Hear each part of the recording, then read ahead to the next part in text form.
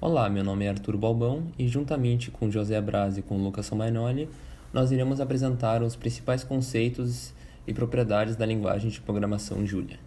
Bom, então, como propriedades, Julia é uma linguagem dinamicamente tipada e extremamente fácil de usar, produzindo um código legível que seria comparável a um código de Python ou de outras linguagens de script. Mas, ao contrário de Python, ela é uma linguagem que foi feita para ter alta performance.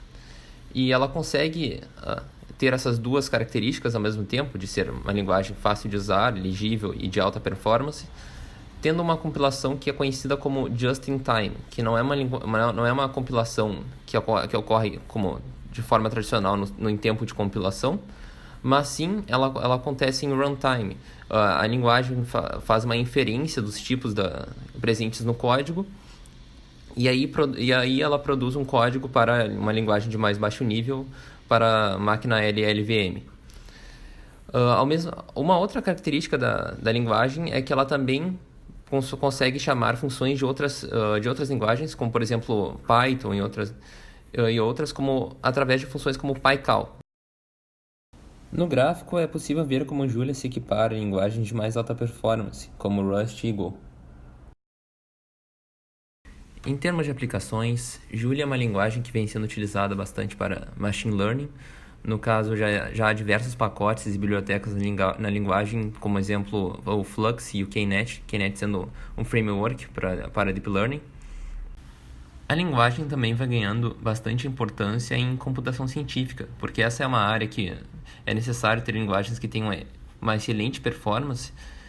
Então, já existem pacotes disponíveis para coisas como ecologia, biologia, astrofísica e entre outras. Julia também é uma excelente linguagem para realizar visualização de dados e plot em geral, havendo um pacote próprio da linguagem chamado plots.jl para isso. Porém, caso o usuário já esteja familiarizado com a biblioteca Matplotlib do Python, existe uma interface para o Matplotlib em Julia que é chamada de PyPlot. Apesar de eu ter citado essas três aplicações, Julia na verdade é uma linguagem de propósito geral e pode ser utilizada para diversas outras aplicações. A seguir, apresentaremos um pequeno trecho de uma entrevista com o co-criador da linguagem. There are probably about 150,000 users of Julia worldwide. It is being taught in dozens of universities, maybe hundreds of universities. I kind of find it hard to track anymore. A community of 500 contributors who have contributed either code or documentation or tests to the Julia project. Julia sits right in that mix, actually, in the middle. So it's as fast and it's as fast to use as C or Fortran. It's as high performance as any of these, but it's as easy to use as Python or MATLAB, for example. So we said we wanted it to be as fast as C, as easy as Python, as good at statistics as R, as good at string processing as Perl, as scalable as Hadoop or R. Sintaxe e semântica de Julia. Julia tem tipagem dinâmica, mas é possível declarar o tipo para ajudar o compilador a ser um pouquinho mais rápido. Mas tecnicamente Julia é dinâmica, nominativa e paramétrica. Existem três tipos: tipos abstratos para generalização de código e polimorfismo, tipos concretos que implementam os abstratos mas dão quantidades de bits a eles, e tipos estruturados que a gente vai ver mais adiante. Aqui tem dois exemplos de código. Uma função full que foi declarada que retorna um int 64. Dentro dela é declarado um y de tipo int 8. Dentro da função ele tem esse tipo int 8, mas ao retornar o tipo se torna o int 64. No outro lado aqui, no outro código, a gente tem a declaração de um tipo abstrato chamado inteiro, que é do subtipo Cygna, e um tipo primitivo, inteiro 256, que é do subtipo inteiro, e é alocado 256 bits para ele. É testado se o inteiro é do subtipo n, se é real, mas não é um Cygnett. Aqui a hierarquia de tipos de Julia, que é basicamente o coração do polimorfismo de Julia, que tu consegue abstrair funções para que elas funcionem em vários tipos dessa forma. Estrutura de dados, bem parecida com C, elas são imutáveis, exceto se for colocado a palavra mutable nas estruturas. Elas podem ser parametrizadas também, do jeito normal, ou então parametrizadas restringindo um subtipo. Nesse caso aqui foi o real. Quando foi tentado criar a estrutura com o tipo string, deu um erro no programa. Nesse lado tem vários exemplos de código. As strings são declaradas desse jeito, são concatenadas com asterisco. Listas, parecidas com Python, tuplas também. Conversão de tuplas para listas, dessa forma. Dicionários e conjuntos, que não têm ordem e não possuem elementos iguais. Operadores aritméticos, parecidos com outras linguagens também. Operadores bit a bit também.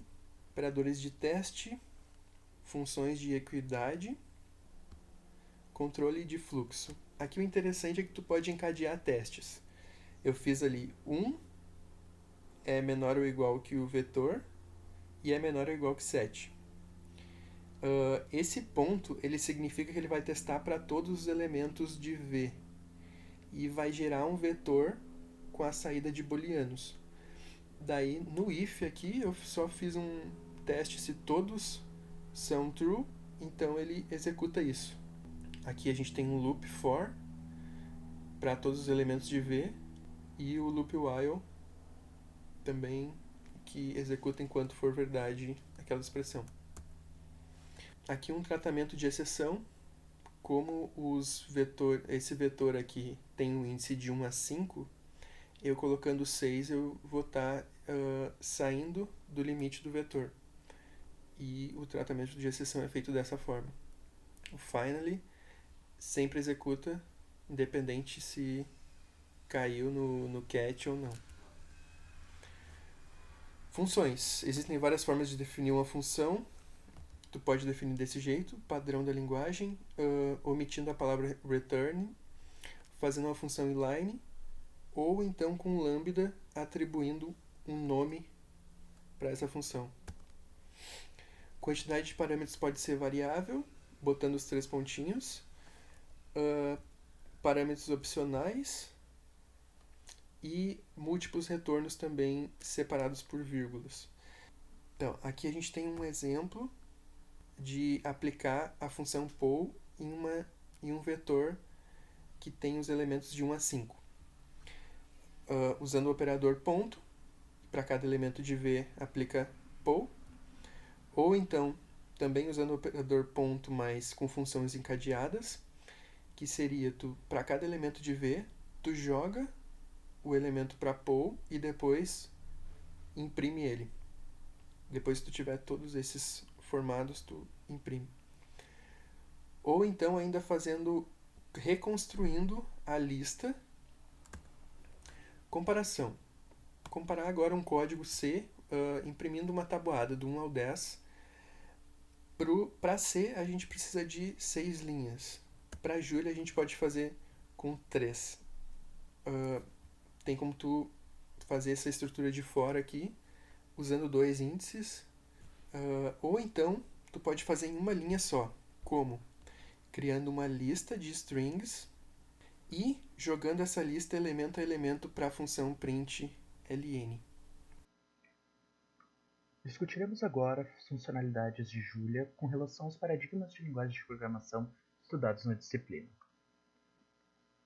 Começando pela programação funcional, podemos ver que Julia disponibiliza o acesso a funções anônimas, que podem ser declaradas conforme o exemplo na tela. Disponibiliza também funções de alta ordem, porém, diferentemente de outras linguagens funcionais, não disponibiliza a aplicação de funções parciais. Possui também recursão, porém, não sendo o foco da linguagem, não possui tail call optimization ou pattern matching, o que faz com que algoritmos recursivos se tornem muito mais pesados do que seus correspondentes feitos com um while loop.